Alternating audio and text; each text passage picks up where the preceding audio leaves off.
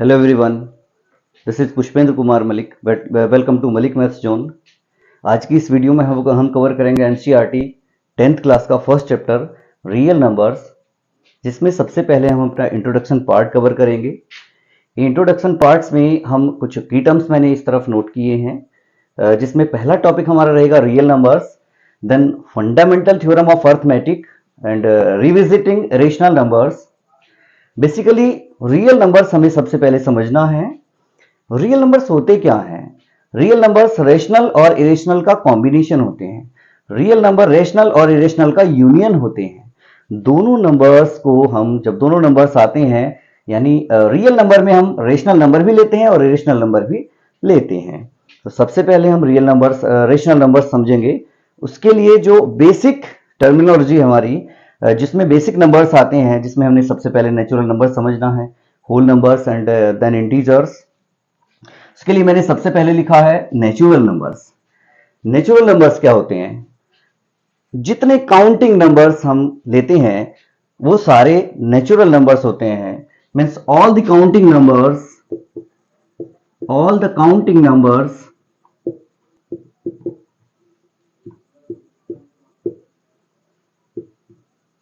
are called natural numbers. वो सारे number जिनको हम काउंटिंग कर सकते हैं, जिनको हम गिन सकते हैं, वो सारे नेचुरल नंबर्स होते हैं. और ये नंबर्स 1 से शुरू होते हैं, 1 से स्टार्ट होते हैं. Example 1, 2, 3, 4 up to infinity. Second term whole numbers है.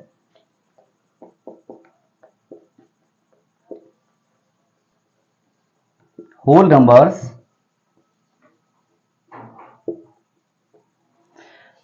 बेसिकली होल नंबर्स हमारे, जब नेचुरल नंबर्स में हम जीरो को इंक्लूड करा देते हैं तो वो सारे नंबर्स हमारे होल नंबर्स बन जाते हैं.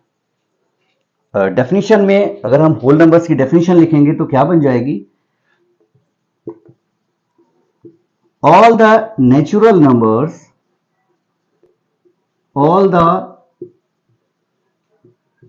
numbers along zero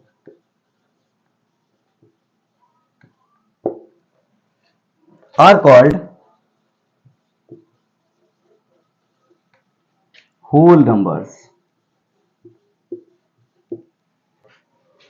natural number में अगर हम जीरो को इंक्लूड करा दें तो वो सारे नंबर अब होल नंबर बन जाते हैं. एग्जाम्पल के लिए हम ले सकते हैं 0, 1, 2, 3, 4 up to infinity. Whole numbers zero से शुरू होके और इंफिनिटी तक जाते हैं. उसके बाद हमारी नेक्स्ट टर्म आएगी इंटीजर्स.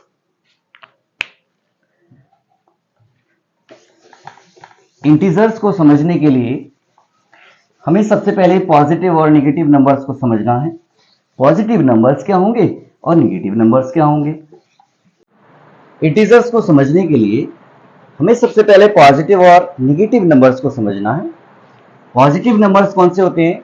नंबर लाइन पे वो नंबर्स जो जीरो के राइट साइड होते हैं वो सारे पॉजिटिव नंबर्स होते हैं, और जो जीरो के लेफ्ट साइड होते हैं वो सारे नेगेटिव नंबर्स बोले जाते हैं. अब जीरो क्या होता है? जीरो ना तो नेगेटिव नंबर्स होता है ना पॉजिटिव नंबर्स होता है. जीरो किसी में नहीं आता है. तो इंटीजर्स की डेफिनेशन हम क्या लिख सकते हैं? इंटीजर्स की definition, this is the combination of negative and positive numbers including zero.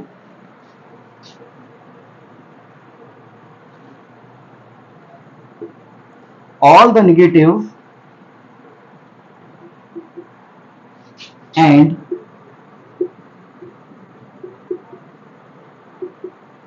positive numbers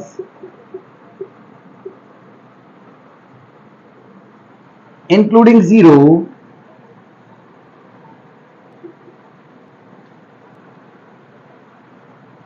are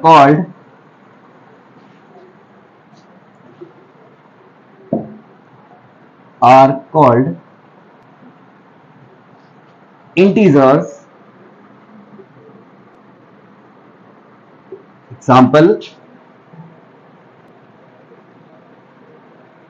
examples हम लिखेंगे। एग्जाम्पल्स में हम लिख सकते हैं ये सारे नंबर्स, सपोज माइनस इंफिनिटी से और प्लस इंफिनिटी के बीच जितने भी नंबर्स आते हैं वो सारे इंटीजर्स होते हैं। फर्स्ट चैप्टर का एनसीईआरटी फर्स्ट चैप्टर का नेक्स्ट टॉपिक जो हमारा है वो रियल नंबर का ही एक पार्ट है। रियल नंबर्स में रैशनल और इरेशनल क्या होते हैं। अब रैशनल कौन से नंबर्स होते हैं? रैशनल नंबर्स वो होते हैं जिन्हें हम p अपॉन क्यू की फॉर्म में रिप्रेजेंट कर सकते हैं, और इरेशनल कौन से होते हैं जिन्हें हम p अपॉन क्यू की फॉर्म में रिप्रेजेंट नहीं कर सकते हैं। तो रैशनल नंबर्स हम क्या लिख सकते हैं यहाँ पे? Rational numbers, the numbers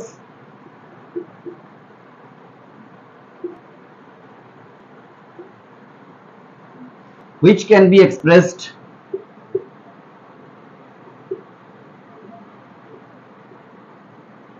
in the form of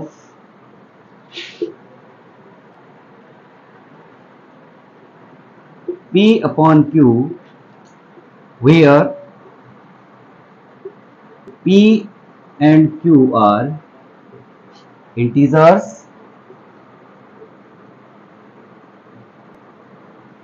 and q not equal to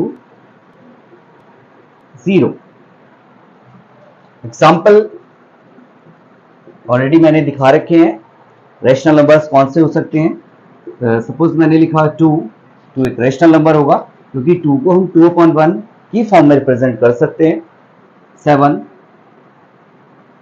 3/5, ये नंबर नेगेटिव भी हो सकते हैं। -5/6, -7/9, 0। यस, क्या 0 एक रैशनल नंबर है? यस, 0 एक रैशनल नंबर है क्योंकि 0 को हम 0/1, 0/2, 0/3, 0/4 की फॉर्म में लिख सकते हैं, तो 0 भी एक रैशनल नंबर होगा। अब आगे इरेशनल नंबर्स क्या होते हैं? इरेशनल नंबर्स के लिए हम इसी डेफिनेशन में चेंज कर रहे हैं। irrational numbers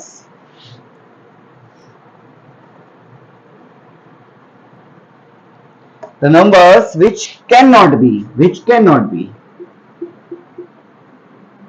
expressed in the form of p upon q, where p and q are integers, irrational numbers। yes, p upon q where p and q are integers and q not equal to 0, यानी वो सारे numbers जो irrational होंगे p upon q की form में represent नहीं हो पाएंगे, उनको हम p अपॉन q की फॉर्म में एक्सप्रेस नहीं कर सकते हैं। एग्जाम्पल क्या होंगे इरेशनल नंबर्स के? सारे जो नंबर्स रूट में होंगे, √2, -√5, √7 एटसेट्रा। पाई भी एक रेशनल नंबर्स में आता है। अपने किसी नेक्स्ट वीडियो में मैं आपको बताऊंगा कि पाई रेशनल होता है, पाई रेशनल होता है, बट इसकी जो वैल्यू होती है 22/7, ये एक रेशनल वैल्यू होती है। पाई एक इरेशनल वैल्यू होती है। नेक्स्ट टॉपिक जो हमारा है वो फंडामेंटल थ्योरम ऑफ अरिथमेटिक। ये आपके सिलेबस के अकॉर्डिंग है। फंडामेंटल थ्योरम ऑफ अरिथमेटिक क्या है? फंडामेंटल थ्योरम ऑफ अरिथमेटिक ये बताती है हमें कि हम किसी भी कंपोजिट नंबर को उसके प्राइम फैक्टर्स के प्रोडक्ट की फॉर्म में रिप्रेजेंट कर सकते हैं। अब इसको समझने के लिए सबसे पहले हमें प्राइम नंबर्स और कंपोजिट नंबर्स आने चाहिए। अब प्राइम नंबर्स कौन से होते हैं? प्राइम नंबर्स वो नंबर्स होते हैं जिनका 1 और खुद के अलावा कोई भी और फैक्टर ना हो। यानी अगर मैं 5 के फैक्टर्स करता हूं तो 1 और 5 दो ही फैक्टर आएंगे। इन दो फैक्टर्स के अलावा कोई और फैक्टर नहीं होगा, यानी जो खुद से कट जाते हैं, खुद से डिवाइड हो जाते हैं, और 1 से डिवाइड हो जाते हैं, वो सारे प्राइम नंबर्स होते हैं। एग्जाम्पल में हम लिख सकते हैं 3, 2, 3, 5, 7, आगे और भी नंबर होंगे। इस तरह से जो सबसे स्मॉलेस्ट नंबर हमारा प्राइम नंबर होगा वो 2 है। सबसे स्मॉलेस्ट प्राइम नंबर 2 है एंड इवन प्राइम नंबर भी 2 है। ऐसा सिंगल यूनिक नंबर है जो इवन भी है और प्राइम भी है, 2। उसके बाद जो कंपोजिट नंबर है उसको भी शॉर्ट में समझ लेते हैं। कंपोजिट नंबर्स वो नंबर्स होते हैं जिनके 1 और खुद के अलावा भी फैक्टर्स होते हैं, जो किसी और नंबर से भी डिवाइजेबल होते हैं। जैसे 4, क्या 4 के फैक्टर्स क्या हो सकते हैं? 4 के सारे फैक्टर्स क्या होंगे? तो ये 1 से भी डिवाइजेबल है, ये 2 से भी डिवाइजेबल है और ये 4 से भी डिवाइजेबल है। अभी हमने बताया था कि ये वो नंबर्स जो 1 से और खुद के अलावा भी, यानी अपने आप के अलावा भी किसी और नंबर से डिवाइजेबल हो जाते हैं, उन्हें हम कंपोजिट नंबर बोलते हैं। तो यहां पे आप देख सकते हैं कि जो हमारा 4 है वो 1 से भी डिवाइजेबल है, 2 से भी डिवाइजेबल है और 4 से भी डिवाइजेबल है, इसलिए एक कंपोजिट नंबर है। तो कंपोजिट नंबर हमारे 4 से शुरू होते हैं, 4, 6, next one 8, 9, 10 and so on. Smallest composite number कौन सा होगा? हमारा स्मॉलेस्ट कंपोजिट नंबर 4 है। इसके बाद नेक्स्ट जो हमारा फंडामेंटल थ्योरम ऑफ अर्थमेटिक है, क्या लिख सकते हैं उसमें हम? क्या होता है ये? According to the fundamental theorem of arithmetic,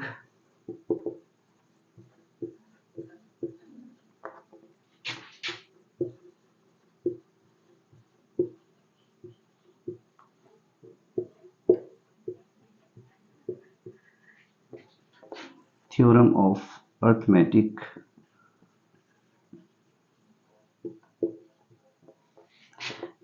every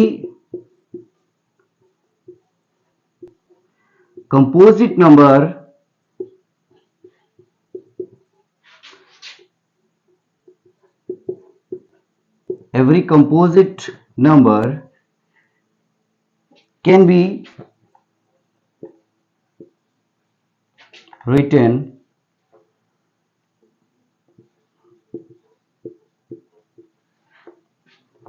in the product of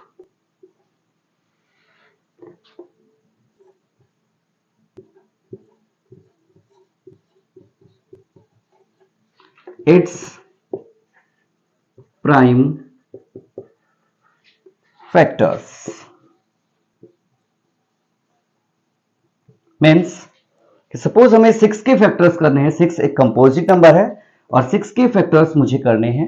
तो 6 के क्या फैक्टर्स हो सकते हैं? 6 किस से डिवाइजेबल होता है? तो 6 1 से डिवाइजेबल होता है, यस। ये 2 से भी डिवाइजेबल है, यस। जो फैक्टर्स होंगे 2 भी होगा और 3 भी होगा। तो यहां पे हम देख सकते हैं कि 6 के मोर देन 2 फैक्टर्स हमें मिले हैं, 1, 2 और 3। और ये जो फैक्टर्स हैं वो 6 और 1 के अलग हैं, यानी 6 हमारा 2 से भी डिवाइजेबल है और 3 से भी डिवाइजेबल है, इसलिए ये सारे तो प्राइम नंबर्स हैं। और ये जो हमारा है प्रोडक्ट ऑफ प्राइम नंबर्स है, जिसे हमने 6 के जो 6 हमारा कंपोजिट नंबर है उसे हमने इसके प्राइम फैक्टर्स की प्रोडक्ट की फॉर्म में रिप्रेजेंट किया है। यही हमारी फंडामेंटल थ्योरम ऑफ अर्थमेटिक है। उसके बाद जो हमारा नेक्स्ट टॉपिक आता है, relation between the two numbers and their HCF and LCM।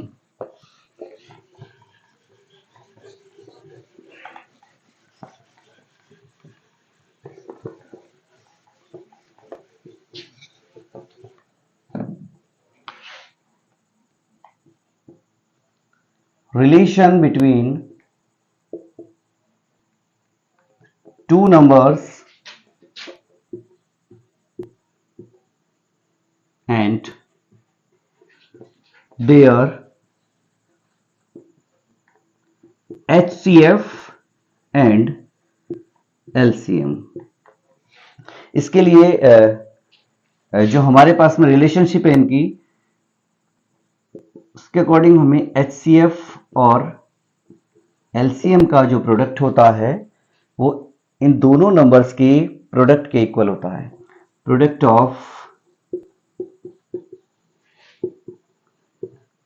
Two numbers.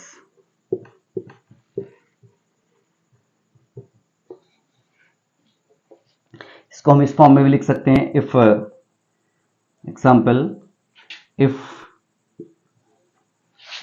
a and b are two numbers, ये हमारा रिलेशनशिप है जिसे हमने बॉक्स में बंद किया है।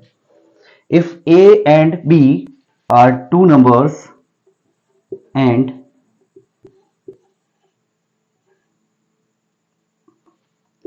their HCF मीन्स कि हमें HCF ऑफ ए बी निकालना है फर्स्ट ऑफ ऑल इन दोनों नंबर्स का, एंड LCM भी हमें चाहिए रिलेशनशिप प्रूव करने के लिए। तो हमारे पास में अगर दो नंबर्स हैं A एंड B, उनका HCF AB का हम फाइंड आउट करेंगे, देन LCM भी फाइंड आउट करेंगे, और अगर हम यहाँ पे इसको पुट कर देते हैं तो ये वेरीफाई हो जाता है। HCF of AB multiply by LCM of AB is equal to product of A and B। यहां पे हमारा इंट्रोडक्शन पार्ट फर्स्ट चैप्टर का कंप्लीट हो जाता है। Thank you for watching video. Thank you so much.